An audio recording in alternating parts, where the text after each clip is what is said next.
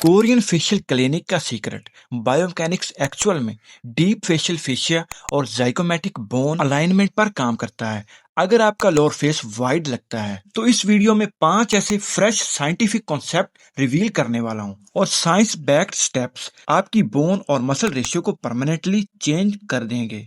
पहले इनका प्रॉब्लम और फिर इनका सॉल्यूशन बताऊंगा। तो let's break it down. Concept number 1, deep masseter tendon release. तो मसला कहाँ होता है? लोग हमेशा मैसेटर मसल बेले को मसाज करते हैं, लेकिन प्रॉब्लम उनके टेंडन अटैचमेंट्स जहाँ मैसेटर मसल बोन से जुड़ा होता है वहां पर होती है। ये टेंडन टाइट होकर जॉ बोन को आउटवर्ड पुल करता है, जिससे फेस नीचे से रेक्टेंगुलर लगता है। तो इसको फिक्स कैसे किया जाए? तो इसको गौर से देखो। फेस के बाहर से नहीं, बल्कि जाइगोमेटिक आर्च, चीक बोन के बिल्कुल नीचे के प्रेशर पॉइंट पर अपने नकल से या अपनी फिंगर से 45 डिग्री एंगल पर अप एंड इनवर्ड प्रेस करो।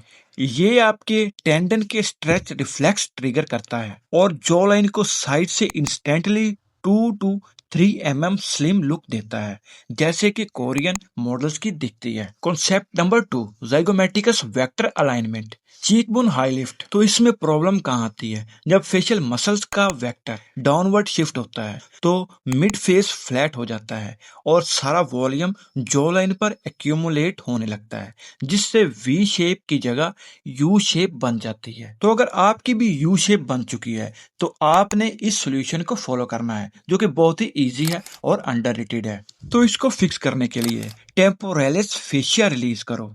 आपने अपने हाथ की हथेली को टेम्पल्स पर रखना है, स्किन को बैक एंड अपवर्ड ग्लाइड करना है और स्माइल मसल्स को आइसोलेट करके 10 सेकंड होल्ड रखना है। ये मसल वेक्टर को अपवर्ड रेस्ट करके वी शेप का अपर फ्रेम क्रिएट करता है। कॉन्सेप्ट नंबर 3, सब mandibular fascia. The problem, jaw line के बिल्कुल नीचे स्किन और बोन के बीच एक कनेक्टिव टिश्यू होता है, जिसे हम फेशिया कहते हैं। स्क्रीनिंग और बैड पोस्चर से ये फेशिया बोन के साथ चिपक जाता है, जिसकी वजह से काफी लोगों की जॉ लाइन की शार्प एज बिल्कुल डिसअपेयर हो जाती है। तो इसे ठीक करने के लिए थंब टिप्स को जॉ लाइन बोन के बिल्कुल नीचे इनर साइड पर हुक करके रखो और बिल्कुल धीरे से चिन से ईयर तक स्लाइड करो।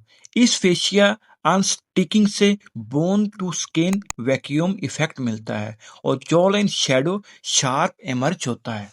Concept number 4, sphenoid bone stability via mentalis isolation. तो इसमें प्रॉब्लम कहाँ आती है? जब आप बात करते वक्त या चुप रहते वक्त चिन मसल्स यानी मेंटालिस को अनकॉन्शियसली पकरिंग या बंचिंग करते हो तो चिन अपवर्ड रोल होकर छोटी हो जाती है। तो एक कोरियन वी शेप के लिए चिन का वर्टिकल पॉइंट लॉन्ग होना बहुत जरूरी है, क्योंकि कोरियन मॉडल्स का भी ये वर्टिकल पॉइंट लॉन्ग होता है। तो इसको फिक्स करने के लिए आपने सिर्फ लोअर लिप के बिल्कुल नीचे चिन कर्व पर इंडेक्स फिंगर से डाउनवर्ड फ्रिक्शन स्ट्रोक देना है और चिन एरिया को एनलॉन्ग्ड और रिलैक्स स्टेट में रखना है और इसी कंडीशन में इसे ट्रेन करो।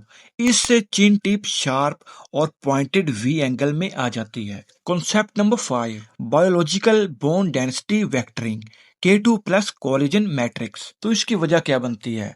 अगर आप सिर्फ एक्सरसाइजेज कर रहे हो और internal collagen elastin ratio weak है तो स्किन बोन पर श्रिंक रैप नहीं होती, बल्कि हैंगिंग पोजीशन में रहती है।